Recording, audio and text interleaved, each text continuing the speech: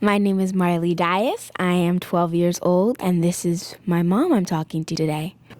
My name is Michelle Buyaki. I am 20 years old, and I'll be having a conversation with my friend Njuhi.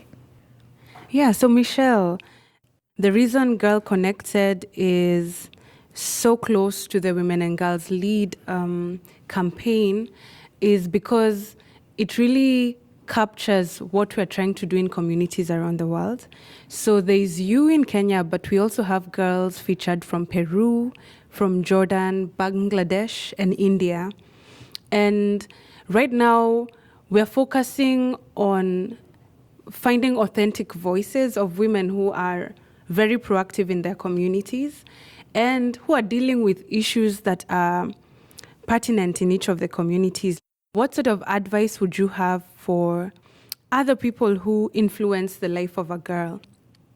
I think the first thing is don't tell her what she should be. Don't dictate that, as a woman, you should be this or you should follow this path. A woman should be who and what she wants to be. So you're aware of these stereotypes about Black girls and white girls. What do you think people can do to kind of mute those stereotypes, like to make them not so loud and pronounced in people's ears? Well, I think that a way for at least parents to do that to kids is to talk about it when they see it. Like if you see a commercial on TV, explain.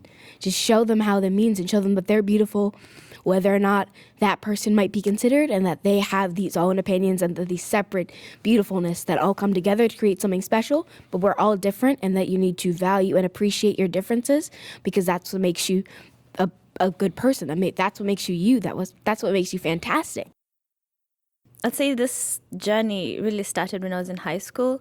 So I joined Akili Dada, which is a leadership incubator for young women. We had a lot of mentorship activities, and that's pretty much where I borrowed the model for Dream Sisterhood Foundation from my experience in Akili Dada. I thought about the people who don't make it to high school or those who drop out of high school, and that's what led me to starting the project in a slum area. Right. Because a lot of the people there, it's either they drop out of school due to teenage pregnancy or lack of funds to continue their education, or some of them just lack of a mentor. All right, so you're considered a social activist, right? And I once heard you say that kids of this generation are just more woke and that, that you all are just more socially engaged than the kids before you. How does one become woke or informed or a social activist? For a lot of people who are social activists, they had to find out and become one through a really, really dark or negative thing. Like maybe a direct act of police brutality or direct link to racism in their home, which happened to me, but in a lighter way. Yeah. So I think that it's different for everyone, but a way to get your kids to be just woke is those discussions. That's how you can do it. You can show them articles and say, here's what's happening in the world, but here's how you can stop that from happening. Expose them to the people that came before them. And maybe in 50 years, that'll be me. But for now, it's people like Angela Davis, Shirley Chisholm, Audre Lorde.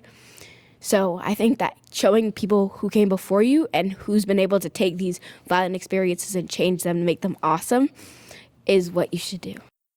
The long-term goal for me is to change the world, and I'm doing that. So I'm happy.